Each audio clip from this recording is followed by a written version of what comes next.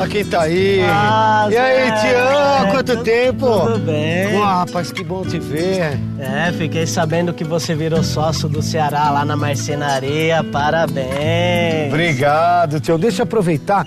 Olha, a Selminha, minha cunhada, tá de mudança aqui pra São Paulo. Sim. Aí hoje o pedreiro foi lá na casa nova dela pra mexer umas coisinhas, fazer umas instalações, né?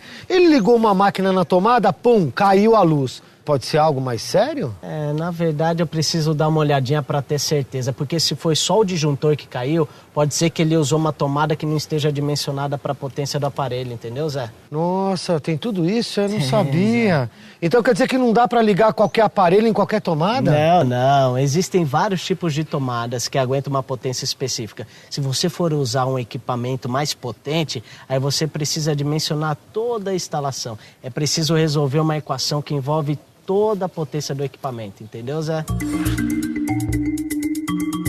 O profissional na área de eletricidade, né, ele precisa muito da matemática e, por consequência, das equações para poder desenvolver as suas atividades como um todo, né?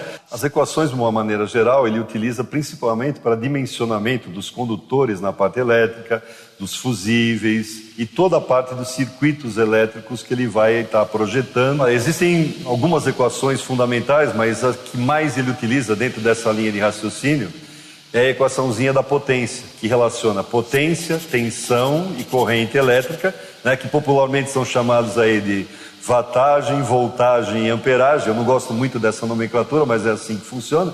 E através dessa formulinha, ele determina qual a corrente elétrica que o equipamento vai estar solicitando, e aí ele vai dimensionar o condutor e também a proteção, ou seja, o disjuntor que ele vai ter que utilizar. Se o eletricista não fizer as contas direitinho, não fizer o cálculo, o uso da equação de modo adequado, pode ocorrer uma série de problemas.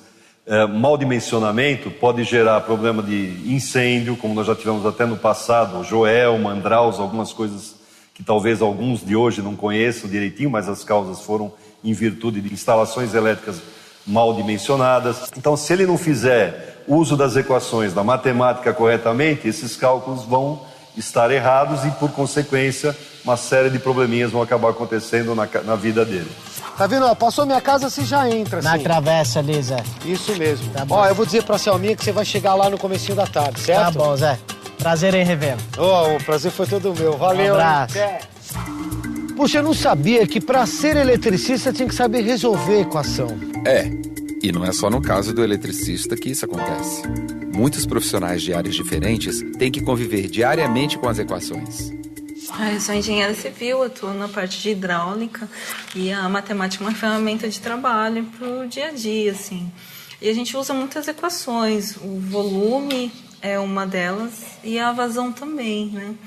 O volume, a gente precisa saber a quantidade de água para levar para uma determinada região para atender, e a vazão, que é a velocidade vezes a área, para saber se o cano está levando, que está indo até lá, que está levando a água, atende, se não vai estourar, se é necessário ter um tamanho maior ou não.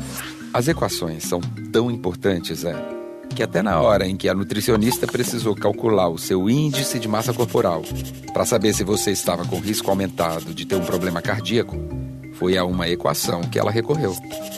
Lembra? Eu lembro. Bom, então eu só posso ser dono de papelaria, sócio de marcenaria, porque eu nunca entendi nada sobre esse negócio de equação. Eu nunca consegui entender por que tem que passar o número pro outro lado com sinal trocado e tudo mais. É muito complicado isso. Mas isso não é um bicho de 7 cabeças, não. É só você usar a lógica. E isso começa pela análise do nome. Equação. Sabe o que significa? Igualdade, equilíbrio. Ou seja, em uma equação, a gente sempre tem os dois lados iguais. Geralmente, em uma equação, a gente tem duas expressões que são equivalentes e pelo menos um termo desconhecido. Esse termo é normalmente chamado de incógnita. Olha, eu nunca tinha pensado nisso. Eu acho até que faz sentido. Mas o que isso tem a ver em trocar o sinal quando o número passa para o outro lado da equação, hein? Tem tudo a ver, Zé. E isso justamente por causa do equilíbrio entre os dois lados da igualdade. É como se a equação fosse uma balança. Para que essa balança fique equilibrada, você precisa ter a mesma quantidade de massa dos dois lados, não é? Mas se você tirar de um lado, tem que compensar no outro. Senão a balança desequilibra. Tá vendo? Então deixa eu ver se eu entendi, peraí. Se desse lado da igualdade está 2x mais 1 e do outro lado o número 7, para eu saber o valor desconhecido, eu tenho que isolar o x em um dos dois lados, né? Então eu tiro um dos dois lados para não ter desequilíbrio, é isso? É isso aí, Zé. A equação ficou assim, 2x igual a 6. Para eu saber o valor de x, eu tenho que dividir os dois lados por 2. X é igual a 3, não é isso? Grande Zé. É isso mesmo. Ah, então agora me segura, porque eu já sei fazer equação. Vou voltar lá perguntar pro tio se ele não quer ser meu sócio. Não, é brincadeira, gente. Deixa eu ir que a marcenaria tá me esperando. Valeu a dica, hein? Tchau, até mais.